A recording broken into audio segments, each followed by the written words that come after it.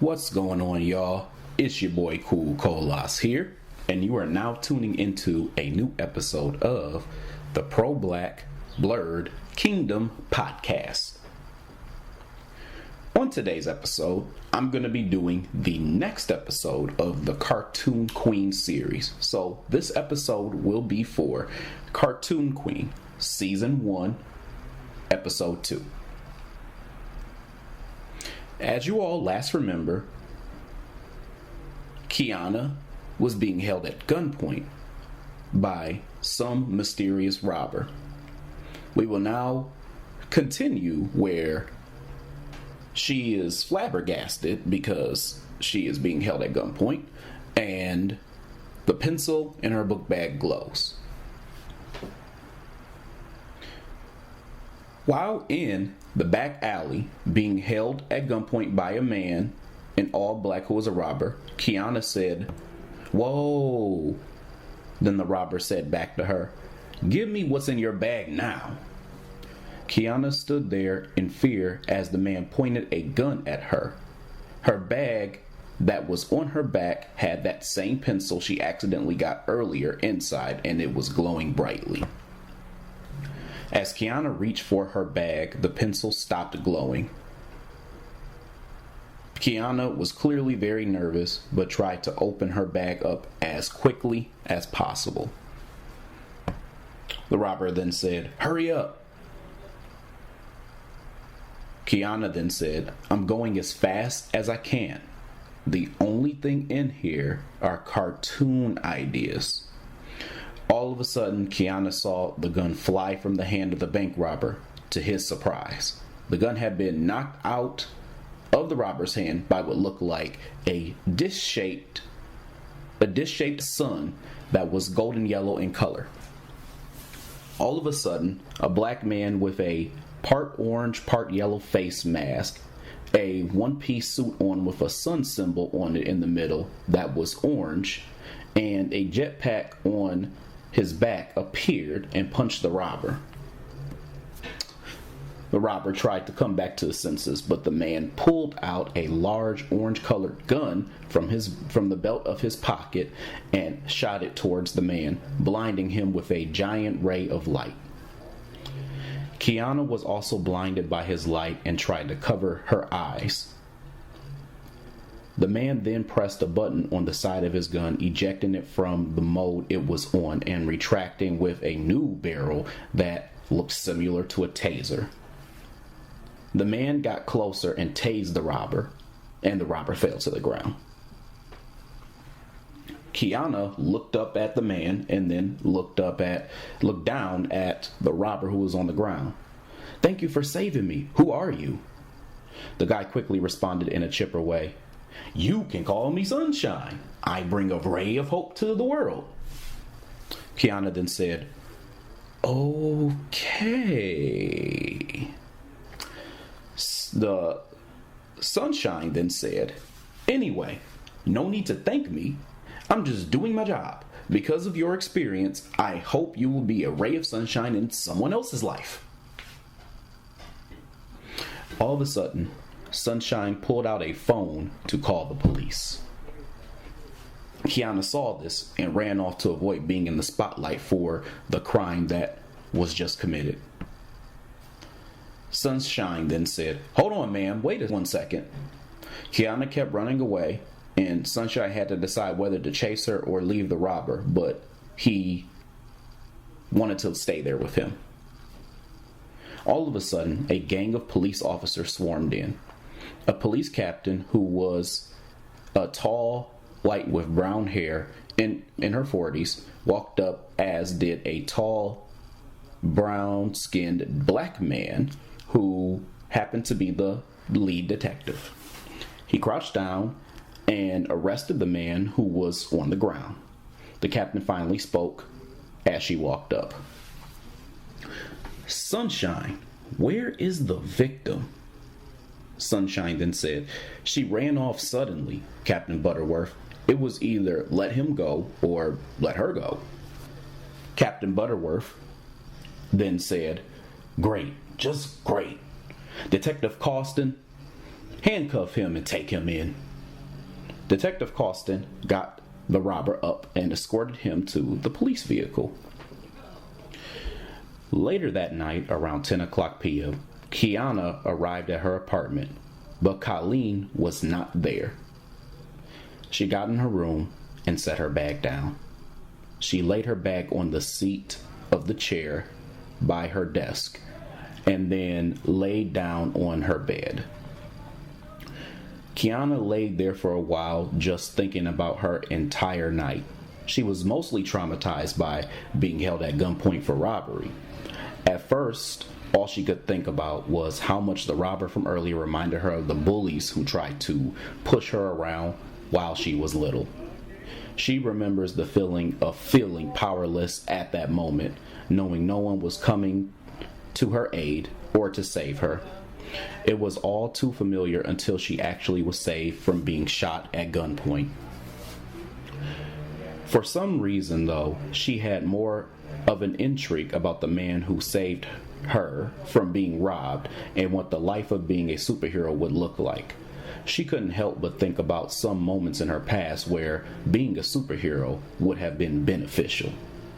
A flashback to 2007 started.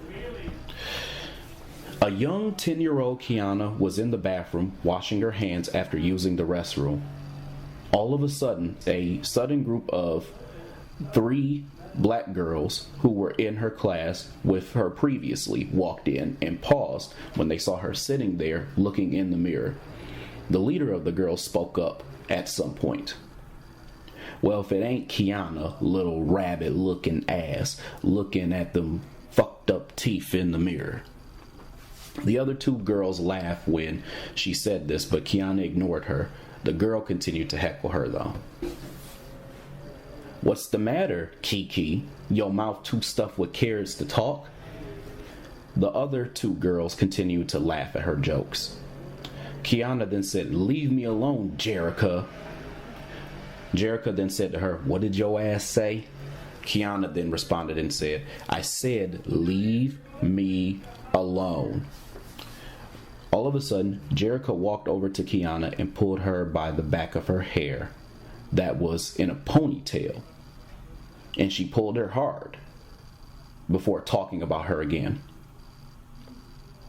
Jerica then said, "What the fuck did you just say, bitch?" Qiana struggled to turn around and the other girls laughed while she was getting her hair pulled. Qiana turned around and shoved Jerica in frustration. Qiana then yelled and said, "Get off of me!" Jerica slammed her to the ground. Qiana got up and Jerica punched her in the face once she got up. Qiana was once again on the ground. This time Jerica's friends were kicking her while she was on the ground. Qiana laid there on the ground on the girls' bathroom floor, trying to protect herself from getting kicked repeatedly. All of a sudden, Qiana closed her eyes for a couple seconds. When she opened them, she had on a red bodysuit with a cherry symbol in the middle, and she had 2 cherries for irises in her eyes. She rose up from the ground and had 2 swords in her hands that had green hilts and red blades.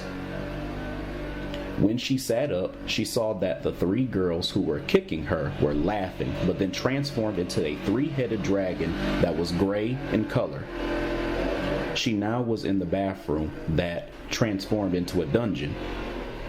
She now was faced with a 3-headed dragon that was breathing fire at her. She was moving to evade the fire as they continued to breathe it at her.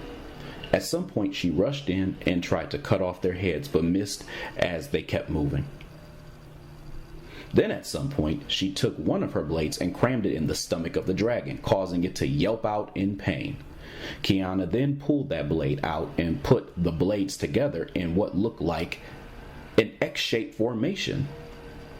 She whipped them both out and rushed at the dragon and began to slash ferociously until she cut the heads off of the 3 dragons. When she was finished, she pulled out a large cherry-shaped double bomb that she had lit and threw at the dragon's carcass. All of a sudden, a large explosion appeared and there was a gigantic cloud of smoke. When the smoke disappeared, Qiana was back in her realistic place on the ground getting kicked by the girls. Once more. All of a sudden, the teacher from grammar class, Miss Terry, rushed in, pulling the girls off of Qiana and getting her up as well. She dragged all of the girls, including Qiana, all the way to the principal's office so they will all get in trouble for fighting. The flashback then ended. Qiana stopped daydreaming and reliving moments in her childhood. She decided to get on her computer. She got on and saw a video on YouTube, and it happened to be of the incident that took place earlier that day. On the television screen was a white woman with brown hair in her 40s, wearing a black dress and had a microphone in her hand. She happened to be a news anchor and began to speak. Good evening. This is Raleigh Denway, reporter from Bears News Station in Austin. Tonight, an incident occurred where a young woman was allegedly held at gunpoint by an armed and masked man who was trying to steal her backpack. Police say that the incident took place here in an alley not far away from Entertainment District and Lava Studios. A young woman who had a gun held to her until Sunshine of the Police Vigilante Coalition stopped the man was in danger. He was later handcuffed, arrested, and then taken to the Austin Police Department. The suspect was identified as 24-year-old Marquavius Edwards. The woman who was the victim ran off before she could be questioned or given a statement about what she witnessed. The PVC will be on the lookout to see if they can relocate the victim for more assistance on what happened in the crime. The PVC is an organization that was allowed the police department and the vigilantes of Austin to come to an agreement to work together in preventing the ever-growing crime in Austin, Texas. We are hoping that we will be able to find and speak with the victim to gather more information that will help them to create justice in the city. Qiana heard this and quickly closed out of the video. All of a sudden, she heard a knock on her door. Before she could turn out the light to go to sleep, she said, "Come in." All of a sudden, Colleen burst through the door and she seemed to have a box of food in her hand. Colleen then said, "Hey girl, I just got back from that new pizza place close to downtown. Oh my God, speaking of downtown, it looked like something happened down there. I hope everything is all right. I'm sure the PVC took care of it as usual. Anyway, have you heard about Mindtech?" Qiana then said, whoa, wait, slow down. You told me like 3 different things right there. I can't say that I have heard of Mindtech, but what about it? Colleen then said, "I heard they are hiring a ton of recent graduates here at their new location in Austin. They are having open interviews next week. I think I should go, and you should come too." Qiana then said, "Computers aren't really my thing, Colleen. Plus, why are you even interviewing? You are into journalism, not computer science." Colleen then said, "I know, but it just seems like a cool opportunity. I heard the pay was good too. Aren't you the one who always is talking about how your student loans are stacked up? This could be a way to pay them off, couldn't it?" Qiana then said, "Yeah, it could, but I think I want to go about paying them off in a different way." Colleen said, "How? With a $14 an hour museum job pay? That's impossible." Qiana then said, "When Lava Studios sees me in this new cartoon idea, I can only imagine the doors that will open for me. I can see it right now. People will come up in here calling me Qiana, the queen of cartoons." Colleen then said, "How did that meeting go anyway?" And Qiana replied, "Good as far as I can see. I got to meet with one of the executives, Mr. Kaze. He seemed to love the idea. Just picture it though. Mango Menace versus the Plum Reckoners in living color. Colleen then said, "It would definitely be interesting, that's for sure." And Qiana then replied, "It would be a dream come true for me. By the way, tomorrow Neek is coming over. I just wanted to let you know." Colleen then said, "Shaniqua? Cool. I love Shaniqua. She is so funny." Qiana then said, "Yeah, I just wanted to check in with you about that. Anyway, I gotta go to sleep. You ain't gotta go to your room, but well, you know the rest." Colleen then said, "Understood, girl. Good night." Then Qiana said, "Good night, Colleen." All of a sudden, Colleen left the room and Qiana turned out the light so that she could lay down in her bed. After a few minutes or so, the pencil in her bag began to glow again. After a while, the glow became brighter and brighter. Qiana could feel something was off, and she just got up anyway. She saw that her room was bright again and began talking to herself. Qiana then said, "I could have sworn I turned that light off. It's so bright in here." Qiana got up from her bed and tried to track down where the light was coming from, noticing that it wasn't from the actual light. It wasn't from the actual lamp.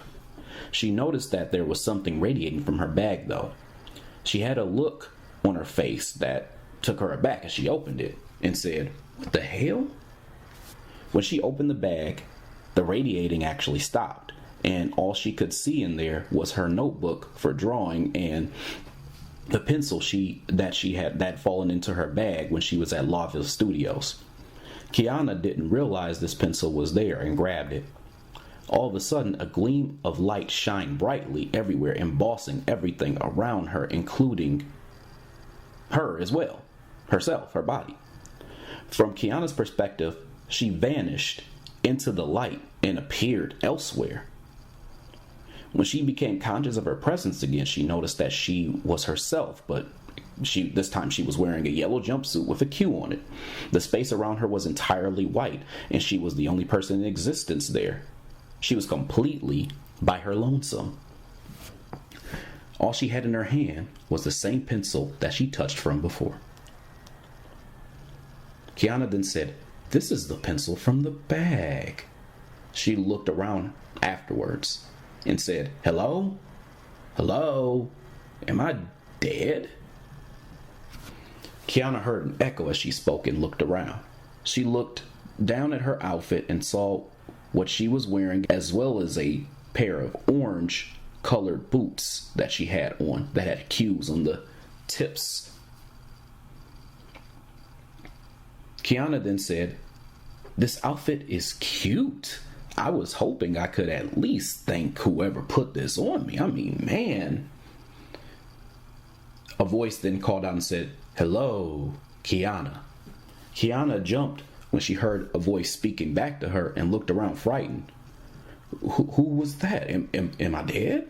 Or is this some midway between death and life like they did in Harry Potter and the Deathly Hallows? The voice then said, "Qiana, you are not dead. You are very much alive." Qiana then said, "Whose voice is that? I'm going to need you to show yourself." All of a sudden, a light bulb with a brain that was split and floating hands appeared before Qiana. The brain would constantly glow to be a yellow color as it appeared. Qiana jumped as this happened when she saw the image before her. Qiana then said, "Never mind. Go back to where you came from." The voice then said, "I am showing myself to you, Qiana, as you wished." Qiana responded and said, "Am I dreaming right now? I know I was last on my way to sleep. Or did I get up and sleepwalk? Wait, I thought I was already up though." Qiana continued to ponder. The voice then responded back to her and said, "Qiana, listen up here. My name is Creatious. I am an entity from the cartoon world, almost like a god or a source of guidance in this world. I oversee it, but I mostly do not get involved in this world. And you have been summoned by me." Qiana then said, "Summoned? Summoned for what?" Creatious then said, "In due time, here, that shall be explained. But for now, I should make you aware of this world. Your presence has been requested. The presence of a being to create within this world was requested. But it had to be that of which was specifically chosen by me. The space you are in, Qiana, is like a canvas or a sheet of paper where a drawing can be made. But where you come in is to be the artist, the illustrator, the Qartoon Queen. Qiana then said, Qartoon Queen? This sounds familiar. Creatious then said, that's right. The queen of this world. Qiana then said, that sounds awesome. Wow, I never imagined that I would be in a world of creation making cartoons that came to life. I'm going to draw all my favorite cartoons. Munchkin, Mango Menace, Sonic the Hedgehog. Creatious then said, slow down, Qiana. I can see your excitement. Qiana cut him off before he could finish speaking. Yeah, says the guy who has 2 brains for eyeballs. Then Creatious said, please be respectful of your cartoon world god, Qiana. I am not just a guy. I am an omnipotent being who... And Qiana cut him off again as he was speaking. Qiana then said, I got it. So when do I start writing? I mean, this is so exciting. Creatious sighed and held his hand out, which began to glow in a fluorescent blue color. He made the pencil in her hand grow about 10 times its size until it was a large pencil that she had to hold with 2 hands. Qiana then said, whoa, this is massive. Creatious then said, as Qartoon Queen, this shall be your magic wand. Understand that you will face challenges that will shake both you and this world and the real world up. So to begin, you must, at this point, Qiana was not even listening to Creatious, so he stopped speaking. Qiana had been already making her first drawing. So Creatious then looked over and said, Qiana? Qiana had already begun making that first drawing all the way through it, and it looked just like Munchkin, and as if he was being bred into existence. Qiana then said, I'm way ahead of you, Cree. And then Creatious said, Cree? All of a sudden, the tip of the pencil transformed into a yellow color as she colored in the monster she was drawing. She then colored in the eyes. She gave it a big gaping mouth and 2 antennas that drooped down like teeth on its head. Munchkin then sat there, finally surprised that she had finished and actually had a being that was alive. Qiana then said, Munchkin. Munchkin then responded and said, me Munchkin, me want something to munch. Qiana then said, well, I will make you some food, Munchkin. All of a sudden, Qiana pulled out her pencil and began to draw a picture of a hot dog. Qiana did this and gave it to Munchkin. Munchkin picked it up and examined it before throwing it on the ground. Munchkin then said, Munchkin no want hot dog, me want munchie pellets. Qiana then said, that's right. How could I forget about munchie pellets? Duh. All of a sudden, Qiana tried to draw a round munchie pellet and messed up the drawing. She grew angry and scribbled everywhere to get rid of the drawing. Creatious then said, Qiana, stop at once. Qiana stopped in her tracks as she and Munchkin turned their attention to Creatious. Creatious then said, you must handle your tool with care. Qiana, if you draw something, it takes on a life of its own. But that life functions and behaves based on the intention and emotions of the creator that made it. You have to conserve how much you choose to use your cartoon pencil. The more you use its lead, the duller it gets over time. You want to make sure you make good quality drawings the same way you would do in real life. And that scribble that you made, you must erase so that it doesn't take on a life of its own as well. Qiana then said, no problem. Qiana walked over and erased the scribble and walked back over to Creatious. Creatious then said, "You must handle this weapon with care and diligence, as it is not a toy for joy. As powerful as it is, it also has its limitations." Qiana then said, "Oh yeah? Like what?" And Creatious then responded, "If this pencil breaks, then this world will disappear. If you can no longer use your point, you won't be able to create anymore. You now have the responsibilities, multiple responsibilities, of being careful in creating this world. You must also protect this world and manage it. And I sense that there's a greater evil presence in both of our worlds.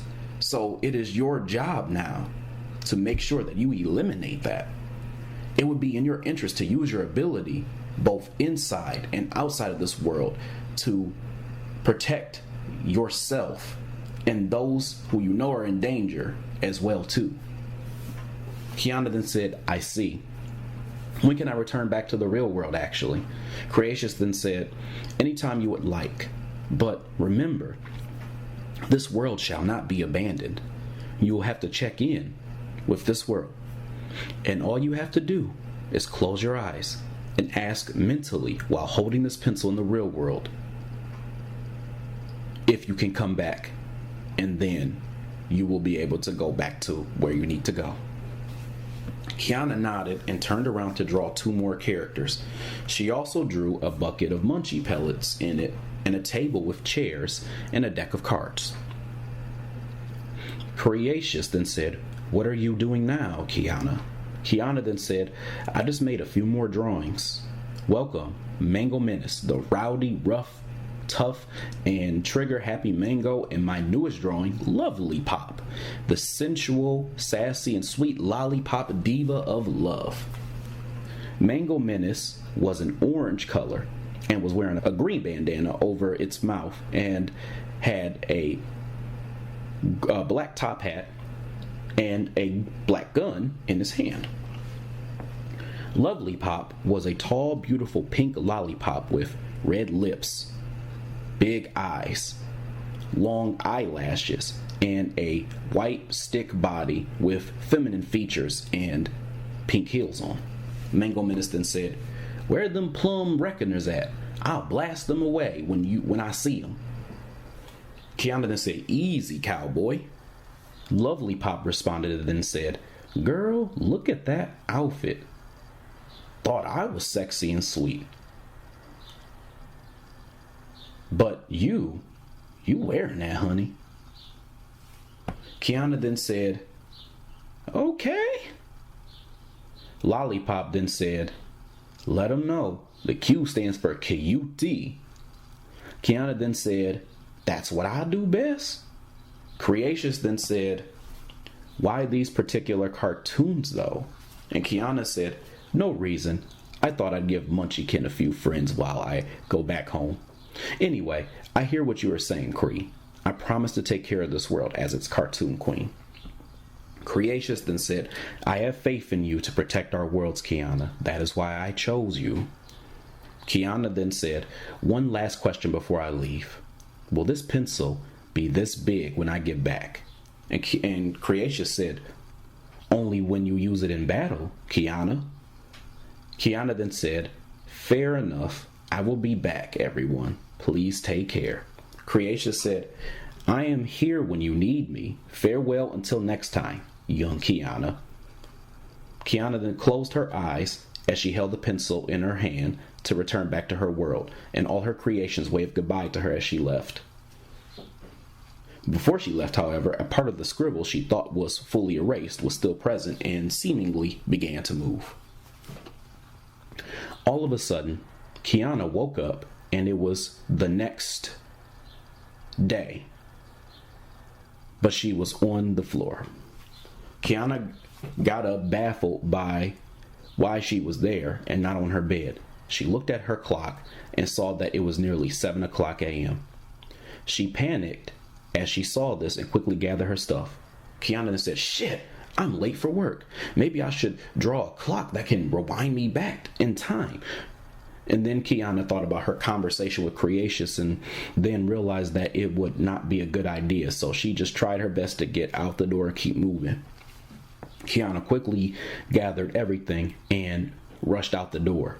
When she was finished, she left and got on the bus so that she could get downtown.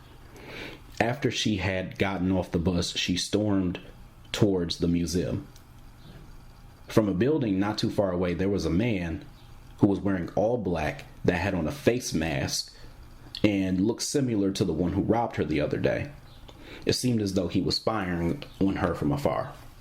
Meanwhile, as all this was going on at the Austin Police Department, a conversation was going on between Detective Tyrone Costin and Captain Wendy Butterworth while they were in her office. She had a layout on her desk of individuals that they were taking a look at for crimes. Captain Butterworth then said, "So, thus far, it looks like we have to keep up with the likes of multiple parties. Marquavius, the robber near the entertainment district, the criminal known as the Texan, and as you know at this point, the serial killer known as the Blur. The Blur is our highest priority given his kidnappings of Pamela Raymond, Holly Bright, and now Joy Day." Detective Costa then said, "Joy Day? What's her get up?" Then Captain Butterworth said, "She's the daughter of the Day family who owns Day Financial Corporation downtown. Not the biggest of bigwig families, but they are getting up there." Detective Carson then said, "And what about the blackout? Are we no longer looking into this? I didn't hear you list them." And Captain Butterworth said, "It's a lost cause, Tyrone. The case is almost 10 years old. We need to face reality and realize that we just may never find our suspect. You bring this case to me quite frequently, but I think it's time to let go." And then Detective Costin said, "I get the Blur is all big hype around here, but we invited an entire task force of vigilantes to find this person who has only kidnapped 3 people as of today, but never this much pull for a man who has murdered 15 women without even a trace of whom he could even be."